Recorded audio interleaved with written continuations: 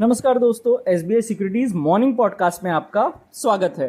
आज के पॉडकास्ट में हम निफ्टी बैंक निफ्टी में क्या उम्मीद करें इस पर बात करेंगे।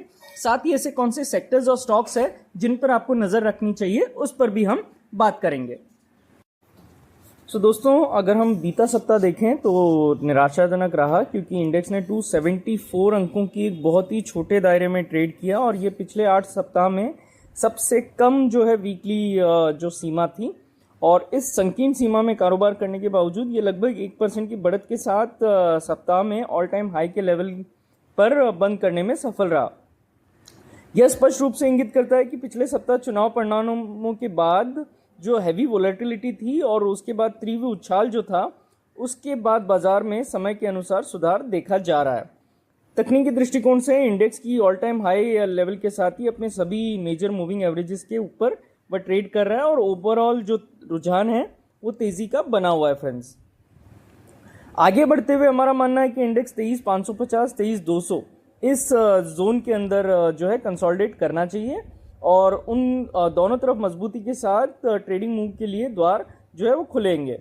जब तक ऐसा नहीं होता हम ओवरऑल जो है व्यापक बाजार पर ध्यान केंद्रित करने की सलाह देते हैं, क्योंकि वास्तविक कार्यवाही यहाँ पर शेयरों में देखी जा रही है, जहाँ जैसे मिड कैप और स्मॉल कैप की यहाँ पे अगर हम देखें तो अच्छी कार्यवाही वहाँ पे देखी जा सकती है। यदि निफ्टी 23,550 के ऊपर बना रहता है तो हम खरीदारी के अगले दौर को देख सकते हैं और उस स्थिति में 23,750 और उसके बाद 24,000 का भी मनोवैज्ञानिक लेवल दिख सकता है। बात करें नीचे की ओर तो 23,240 23,200 यह एक सपोर्ट के रूप में कार्य करेगा। 23,200 के नीचे अगर इंडेक्स फिसलता है तो 23,000 के लेवल तक हमको प्रॉफिट बुक टेकिंग दिख सकती है। इसके बाद 22,800 का लेवल भी काफ़ी अहम हो जाएगा। बैंक निफ्टी पे बात करें तो बैंक निफ्टी ने भी 722 के जो अंक है उनके अंदर ही ट्रेड किया और ये अप्रैल के बाद फ्रेंड्स सबसे कम वीकली रेंज जो है बैंक निफ्टी की उभर कर आई। साप्ताहिक पैमाने पर देखें तो इसमें दोनों तरफ एक बड़ी विक जो है वो हमको देखने को मिली और छोटी बॉडी जो है कैंडल ने बनाई है, तो ये ज़रूर दर्शाता है हाई लेवल पर एक हद तक अनिर्णय को दर्शाता है। आरएसआई अगर फ्रेंड देखें तो 55-57 के जोन के अंदर कंसोलिडेट कर रहा है। इसके अलावा ट्रेंड इंडिकेटर एडीएक्स वर्तमान में 16 के नीचे उद्धृत हो रहा है और यह गिरने की स्थिति में जो किसी भी दिशा में ताकत की जो है कमी उसको दर्शाता है, यानी कि जो स्ट्रेंथ है उसमें थोड़ा सा एक हम कह सकते हैं कि वहाँ पे कमी दिख रही है। आगे बढ़ते हुए लेवल्स की बात करें 39,500 और 39,400 का जो जोन है वो एक सपोर्ट के रूप में कार्य करेगा। वहीं 50,300 50,400 ये एक रेजिस्टेंस के तौर पे कार्य कर सकता है। अगर इन लेवल्स में से कोई भी एक लेवल पर हमें ब्रेकआउट या ब्रेकडाउन मिलता है तो एक नई ट्रेडिंग की जो चाल है वो हमको मिल सकती है। अगर 50,400 के ऊपर बैंक निफ्टी निकलने में कामयाब रहता है तो 51,200 के दर्शन भी हमको हो सकते हैं। वहीं 39,400 के नीचे 48,850 और 48,800 का जो जोन है वो दिख सकता है। बात करें विक्स की तो इंडिया विक्स ने जो है अपनी जो साउथवर्ड जर्नी है उसको जारी रखा और 24% की गिरावट के साथ जो वीक है उसका अंत 13 से नीचे कर चुका है। 31.70 के हायर लेवल से विक्स जो है 8 सेशन में ही 60% तक गिर चुका है। इस गिरावट के साथ ये अपने सभी अल्पकालिक और दीर्घकालिक मूविंग एवरेज के नीचे फिसल गया है फ्रेंड्स।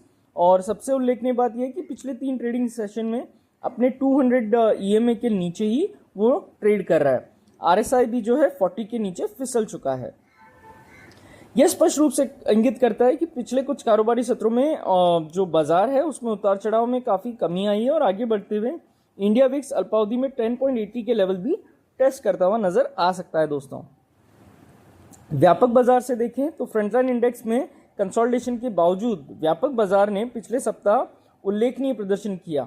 निफ्टी मिड कैप 100 और स्मॉल कैप 100 में क्रमश 3.82 और 4.81% की तेजी जो है हमने देखी। इन दोनों ने ही फ्रंटलाइन इंडेक्स को जो है बहुत अच्छे से पीछे छोड़ दिया और अपने ऑल टाइम हाई लेवल को जो है टेस्ट किया। सबसे उल्लेखनीय बात यह कि निफ्टी स्मॉल कैप 100 इंडेक्स के अनुपात चार्ट में निफ्टी की तुलना में दैनिक पैमाने पर एक जो है क्षितिज ट्रेंड लाइन ब्रेकआउट दिया है जो तेजी का संकेत दिख रहा है। वहीं निफ्टी मिड कैप का अगर हम चार्ट देखें तो निफ्टी की तुलना में तो वहाँ पे उच्च शीर्ष और उच्च तल के अनुक्रम को चिन्हित कर रहा है। यह स्पष्ट रूप से इंगित करता है कि व्यापारियों और निवेशकों को अगले कुछ कारोबारी सत्र के लिए मिड कैप और स्मॉल कैप स्पेस पर ज़रूर ध्यान देना चाहिए। निफ्टी मिड कैप इंडेक्स के लिए 54,200 54,000 जो है एक सपोर्ट के रूप में कार्य करेगा, और जब तक 54,000 के ऊपर ये कारोबार कर रहा है तब तक 56,500 के लेवल्स भी हमको देखने को मिल सकते हैं, और उसके पार होने पर 57,000 तक के लेवल्स हमको मिड कैप 100 में दिख सकते हैं।